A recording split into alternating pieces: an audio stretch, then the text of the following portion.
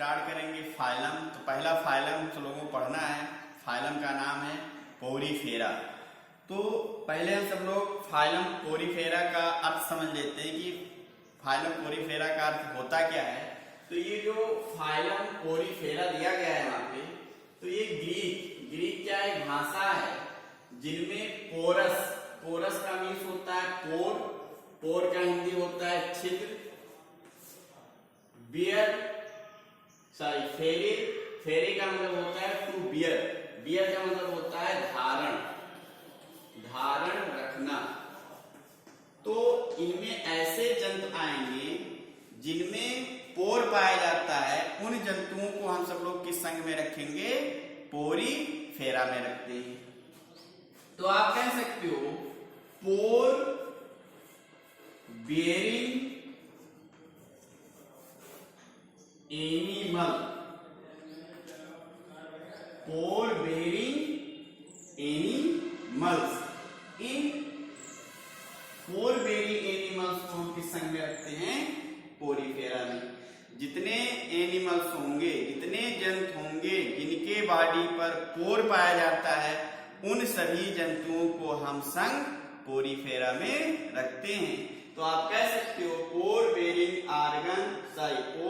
Animals को हम सब लोग पोरीफेरा में रखते हैं। क्लियर? अब देखिए इसके बाद में और बहुत सारे कैरेक्टर्स हैं, यहां सब हम सब लोग हेडिंग डाल देंगे। संघ पोरीफेरा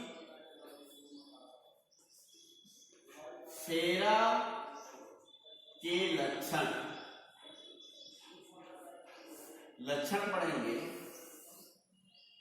कैरेक्टर्स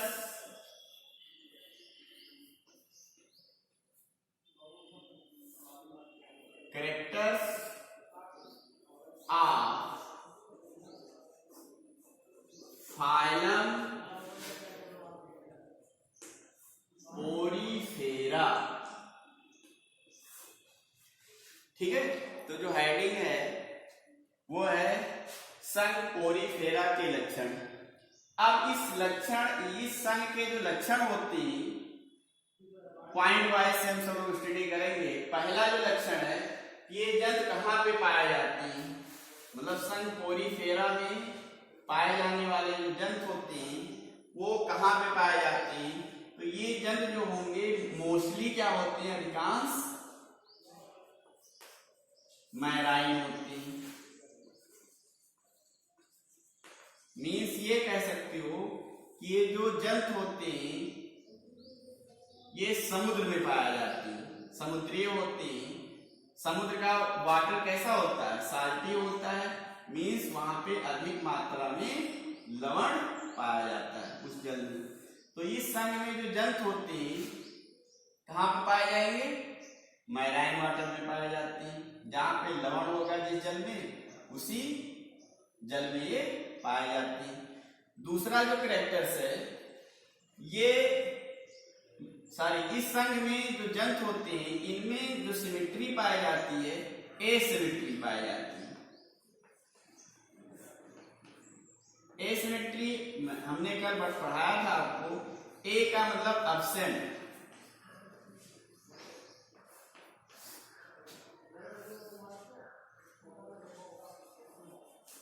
सिमेट्री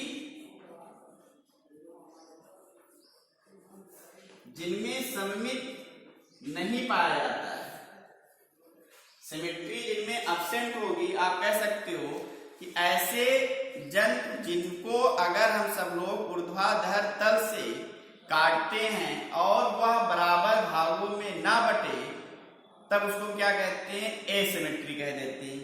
क्या बोलेंगे, एसिमेट्री कहते हैं।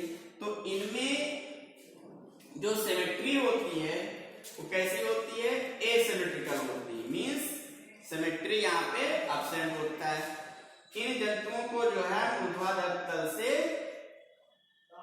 बराबर भागों में बांट नहीं सकते, इसलिए ये जो जंतु होते हैं ये एसिमेट्रिकल होते हैं। नेक्स्ट देखिए, नेक्स्ट ये है कि ये जो जंतु होते हैं डिप्लोब्लास्टिक होते हैं। डिप्लोब्लास्टिक होती हैं। डिप्लोब्लास्टिक कहने का मतलब ये हुआ कि ये द्विस्तरीय होती है। हिंदी अगर आप जानते होंगे, द्विस्तरीय, इनकी उत्पत्ति जो है, इन जंतुओं की उत्पत्ति जो है भ्रूण के 2 जर्म लेयर से होता है। कौन कौन से जर्म लेयर? एक होता है ectoderm and endoderm. Ectoderm and endoderm. तो इनकी उत्पत्ति जो है भ्रूण के 2 जर्मिनल लेयर से होता है, एक्टोडर्म प्लस इंडोडर्म। इसलिए इन जंतुओं को हम सब लोग क्या कहते हैं? डिप्लोब्लास्टिक एनिमल्स कहते हैं। डिप्लोब्लास्टिक एनिमल बोलेंगे। फिर देखिए अगला, इनमें जो सेल ऑर्गेनाइजेशन होता है, किस प्रकार का ऑर्गेनाइजेशन होता है? तो यहां पर इनमें सेलुलर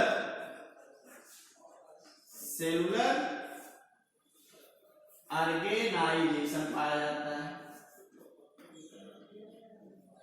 सेलुलर ऑर्गेनाइजेशन कहने का मतलब ये है कि जो इनका बॉडी होगा, सभी सेल जो पाई जाती है, सभी सेल जो है अपना खुद कार्य करती हैं, सभी अलग अलग होती हैं। इसलिए ऐसे संगठन को हम सब लोग क्या कहते हैं? सेलुलर ऑर्गेनाइजेशन कहते हैं। क्या कहेंगे? सेलुलर ऑर्गेनाइजेशन कहेंगे। और इनको हम सब लोग, इस संघ में पाए जाने वाले जंतुओं को हम सब लोग कॉमन रूप से हम सब लोग क्या कहते हैं? स्पंजेस कहते हैं। क्या कहेंगे? स्पंजेस कहते हैं। यहां पर वाटर कैनाल सिस्टम भी पाया जाता है। वाटर कैनाल सिस्टम भी पाया जाता है। इसका दूसरा नाम है water transport system. Water transport system. Water transport system कहने का मतलब ये है कि बॉडी में जो है वाटर को लेने के लिए, वाटर को शरीर से बाहर निकालने के लिए एक कैनाल होता है। कैनाल्स का मीन्स एक ट्यूब, नाल होता है। उस नाल को हम सब लोग क्या कहते हैं? वाटर ट्रांसपोर्ट सिस्टम कहते हैं या कैनाल सिस्टम कहते हैं। ठीक है, वाटर कैनाल सिस्टम या वाटर ट्रांसपोर्ट सिस्टम। इनका फंक्शन होता ये है कि ये क्या करते हैं? भोजन को गैदरिंग करने के लिए, गैदरिंग का मतलब भोजन को पकड़ने के लिए वाटर करंट के द्वारा जो है भोजन वाटर में प्रेजेंट होगा। अब वो क्या करते हैं? जैसे मान लीजिए ये स्पंज है। अब स्पंज पर एक पोर होगा, माउथ होगा ऊपर, उसको बड़े पोर को हम सब लोग क्या नाम देते हैं? ऑस्कुलम कहते हैं। फिर एक अंदर जब जाएंगे एक बड़ा सा पोर आपको दिखाई देगा, कैविटी दिखाई देता है, उसको स्पंजोसील कहते हैं या स्पंज गुहा कहते हैं। फिर बाहर की ओर एक पोर होगा शरीर पर, जिसे आस्टिया कहते हैं। आप इस तरीके से कह सकते हो कि जब वाटर इनकरंट करता है या उसमें प्रवेश करता है, फिर स्पंजोसील अंदर गुहा में जाता है, फिर आस्टिया के द्वारा बाहर निकल जाता है। तो उसी में जल में क्या होता है? भोजन प्रेजेंट होता है, ऑक्सीजन प्रेजेंट होता है। प्रेजेंट होगा नहीं होगा? उसी के साथ जो है भोजन प्लस ऑक्सीजन बॉडी के अंदर प्रवेश करेगा। फिर बहुत सारे उसके अंदर जो वेस्ट होंगे, अपशिष्ट पदार्थ होंगे, वो फिर पोर के द्वारा बाहर निकल जाएंगे। तो इसका काम क्या हो गया? वाटर ट्रांसपोर्ट सिस्टम का काम ये हो गया। पहला आप देखते हो भोजन उसके साथ प्रवेश करता है, इससे आप क्या कहोगे? फूड गैदरिंग, भोजन को पकड़ने में या ग्रहण करने में, लेने में। दूसरा क्या हो गया? ऑक्सीजन श्वसन में मतलब ब्रीथिंग में, तीसरा फंक्शन हमने क्या बताया, वेस्ट को जो है रिमूव करने में। समझ पा रहे हो कि नहीं? फिर से देखिए, इतना पहले इतना समझ लीजिए, जो लिखा है वो अक्षर को मिटा के समझाते हैं। इस संघ का जो ग्रीक भाषा फाइलम ग्रीक भाषा का शब्द है, जिनमें पोरस, पोरस का मतलब पोर होता है छिद्र, मतलब इनके बॉडी पर छोटे छोटे पोर पाए जाते हैं, इसलिए इन जंतुओं को हम किस संघ में रखते हैं, पोरीफेरा में रखेंगे। मतलब पोर बेयरिंग एनिमल्स को किस में रखेंगे, पोरीफेरा में रखते हैं।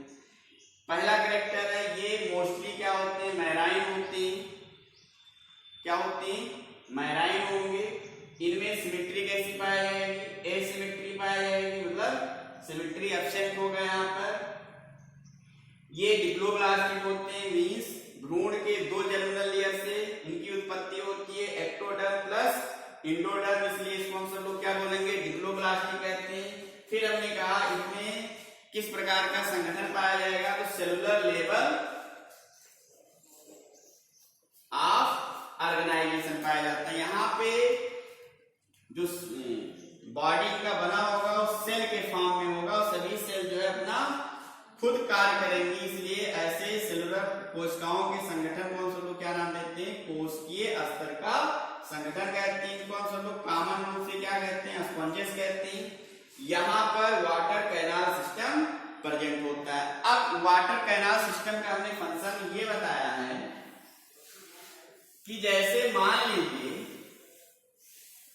एक पोरीफेरा जंतु, ये देखिए हमने बनाया ये पोरीफेरा जंतु, ठीक है। अब यहां पर क्या होता है, एक बड़ा सा पोर होता है, बॉडी पर एक जो ओपनिंग होती है, बड़ा पोर होता है। इस पोर को हम सब लोग नाम देते हैं ऑस्कुलम। क्या नाम देंगे, ऑस्कुलम कहते हैं। ये बॉडी वाल है,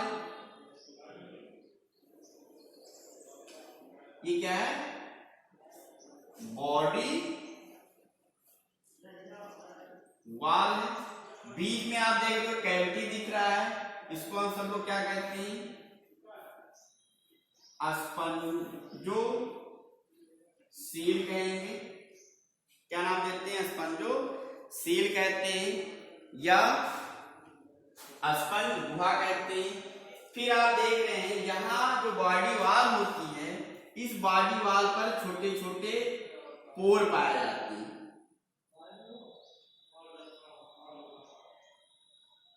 क्या पाए जा रहे हैं, छोटे छोटे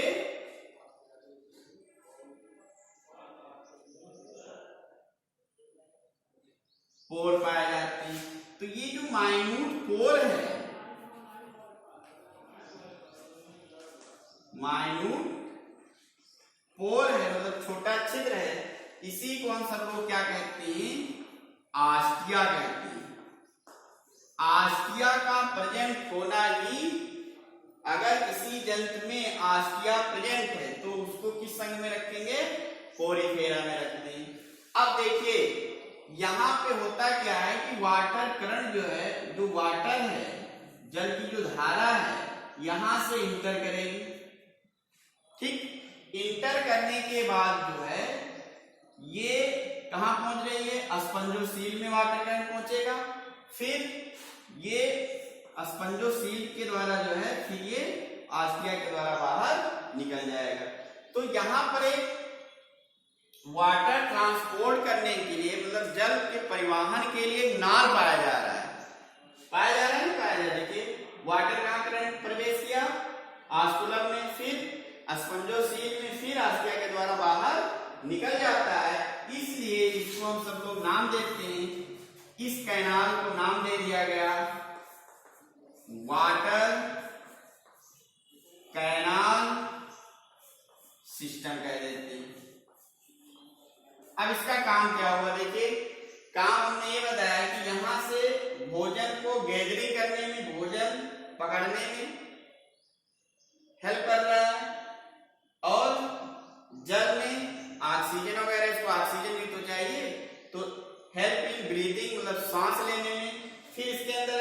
वेस्ट प्रोडक्ट है या जो है अपशिष्ट पदार्थ है तो उसको रिमूव करने में भी ये हेल्प करता है। तो वाटर करंट का फंक्शन क्या हो गया? फूड गैदरिंग, भोजन को पकड़ने में, रेस्पिरेटरी एक्सचेंज मतलब सांस लेने में, और वेस्ट अपशिष्ट पदार्थ को जो है शरीर से बाहर निकालने में सहायता करता है। ऑस्कुलम क्या है? जो सबसे बाहरी ओपनिंग होगी, लार्ज ओपनिंग होती है, उसको ऑस्कुलम कहेंगे। स्पंजोसील क्या है? स्पंज गुहा क्या है? बीच में बॉडी की एक बड़ी सी कैविटी पाई जाएगी, उसको क्या कहते हैं? स्पंजोसील कहेंगे। और देह गुहा पे या बॉडी पे छोटे छोटे माइन्यूट छिद्र पाए जाते हैं, जिसे हम सब लोग क्या कहते हैं? आस्टिया कहते हैं। क्या नाम देंगे? आस्टिया कहते हैं।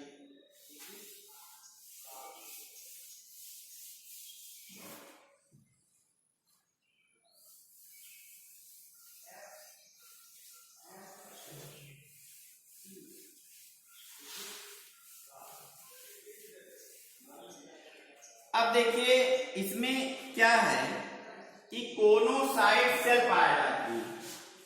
नेक्स्ट कैरेक्टर है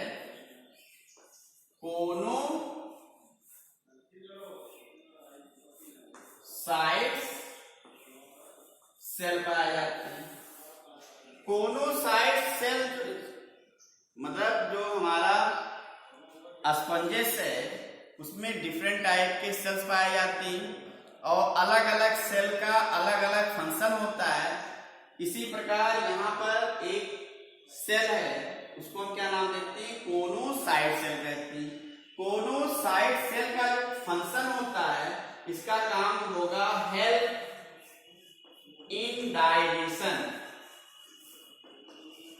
भोजन में जो है या भोजन के पचाने में सहायता करता है। किस प्रकार का पाचन होगा? वो होगा इंट्रासेलुलर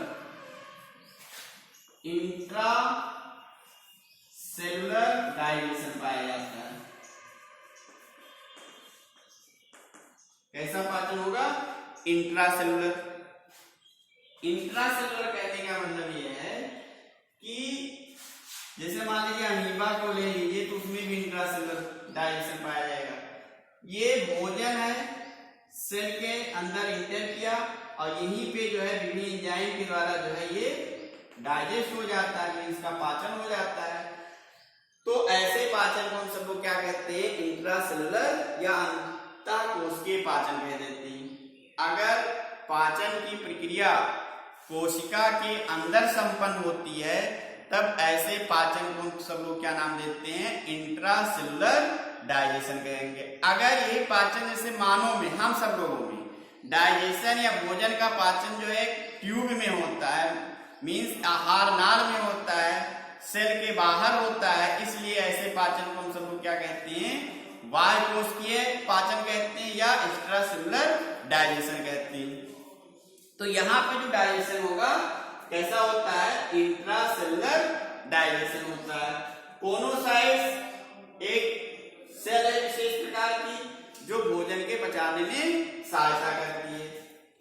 अगर यहाँ पे देखा जाए कोनोसाइट सेल, अगर बस लक्षण आपको ध्यान देना है, फिगर वगैरह है नहीं यहाँ पे तो नहीं बता रहे हैं। कोनोसाइट्स का काम क्या है? डाइजेशन में हेल्प करती है और उसमें कॉलर सेल भी पाया जाता है, इसे बना रहे हैं। इसे ये मान लीजिए कोनोसाइट सेल है, यहां से एक फ्लैजिला निकला हुआ है,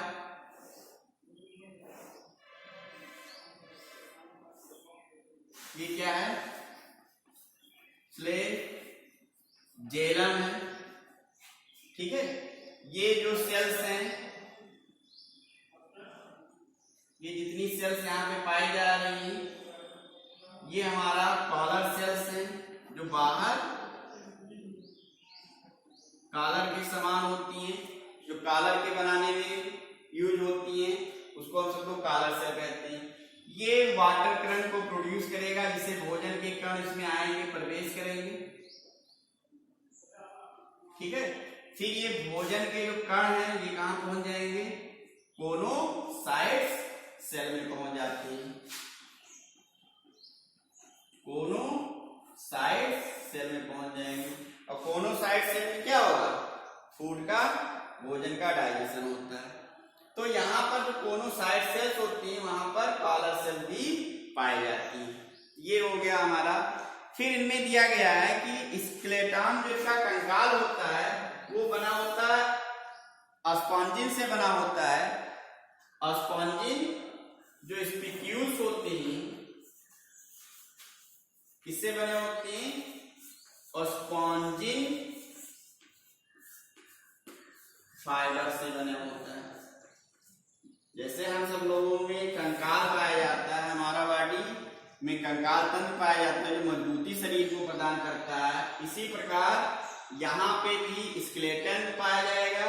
और वो स्केलेटन सेल्स को हम क्या कहते हैं, स्पिक्यूल्स कहते हैं। और स्पिक्यूल्स किससे बने होते हैं, स्पॉन्जिन से बने होते हैं। किससे बने होंगे, स्पॉन्जिन से बने होते हैं। और उसका क्या नाम है, स्पॉन्जिन फाइबर। तो यहाँ पर स्केलेटल सिस्टम या कंकाल जो कोशिकाएं होती हैं किससे बनी होती है, स्पॉन्जिन से बनी होती है। जिसे उस सेल को क्या नाम देते हैं, स्पॉन्जिन फाइबर्स कहते हैं। क्या नाम देंगे, स्पॉन्जिन फाइबर कहते हैं।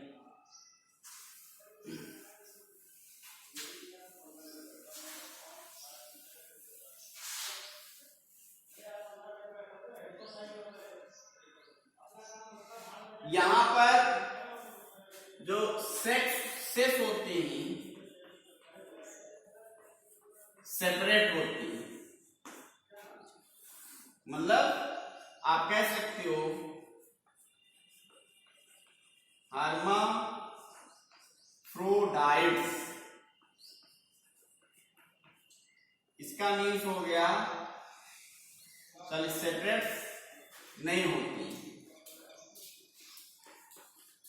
ठीक है। जिसे आप क्या नाम देते हो, द्विलिंगी। मतलब ये जंतु जो होंगी द्विलिंगी होती हैं। द्विलिंगी का कहने का मतलब नर जननांग और मादा जननांग एक ही जंतु में पाया जाएगा। तो ऐसे जंतु को हम सब लोग क्या कहते हैं, हर्माफ्रोडाइट्स कहते हैं या द्विलिंगी कहते हैं। यहाँ पर जो भ्रूण डेवलपमेंट होता है, विकास जो होगा,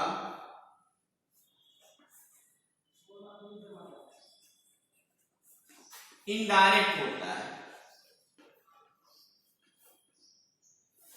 ठीक है। सेक्सुअल रिप्रोडक्शन होगा और सेक्सुअल रिप्रोडक्शन में जो विकास होता है, जैसे जायगोट बनता है, जायगोट के बाद आपने कहा एम्ब्रायो बनता है, एम्ब्रायो के बाद फिर बेबी बनता है। तो यहाँ पर जब जायगोट बन जाएगा, जायगोट के बाद एक शिशु अवस्था आएगी, मीन्स एक लार्वा बनता है। लार्वा के बाद भी फिर जो है एडल्ट अवस्था में वो जंतु आता है। तो बीच में अगर लार्वा बनता है, किसी भी जंतु में सेक्सुअल रिप्रोडक्शन के समय अगर लार्वा शिशु अवस्था आती है, तो ऐसे विकास को हम सब लोग क्या कहते हैं, अप्रत्यक्ष प्रवर्धन कहेंगे, या इंग्लिश में क्या कहते हैं, इनडायरेक्ट डेवलपमेंट कहते हैं। इतना आप याद कर लीजिए, अगर लार्वा प्रेजेंट है तो डेवलपमेंट कैसा होगा, अप्रत्यक्ष, इनडायरेक्ट। अगर लार्वा अब्सेंट है, लार्वा नहीं पाया जा रहा है, तो डेवलपमेंट कैसा होगा, डायरेक्ट। तो यहाँ पे लार्वा भी बनता है, इसलिए इसका डेवलपमेंट कैसा होगा, इनडायरेक्ट होता है। फिर एग्जाम्पल यहाँ पे दिया गया है, एग्जाम्पल इंपॉर्टेंट है, जैसे साइकान, साइकान का कॉमन नेम है स्काइफा। फिर दिया गया है स्पॉन्जिला, जिसे हम सब लोग क्या कहते हैं, फ्रेश वाटर स्पंज कहते हैं, याद रखिएगा। फ्रेश वाटर स्पंज किसे कहते हैं, स्पॉन्जिला को कहेंगे। ईओस्पंजिया बाथ स्पंज कहते हैं, मतलब जानवरों के नहाने में जो प्रयोग किया जाता है उस स्पंज का नाम बताइए, तो आप क्या नाम लेंगे, ईओस्पंजिया। तो इतना आप कंप्लीट कर लीजिएगा लेक्चर। यहाँ पे दिया गया, देखिए फिगर भी दिया गया है, इस फिगर को भी आप सब लोग कॉपी में ड्रा कर लेंगे, ठीक। कहीं पे भी अगर आप पढ़ते समय कहीं भी कोई समस्या आती है तो हमारे जो है पर्सनल नंबर पे आप व्हाट्सएप करेंगे या यूट्यूब चैनल पर जाकर जो है कमेंट करेंगे। फिर कल हम सब लोग नया संघ पढ़ेंगे। संघ का नाम है सिलेंट्रेटा। ओके।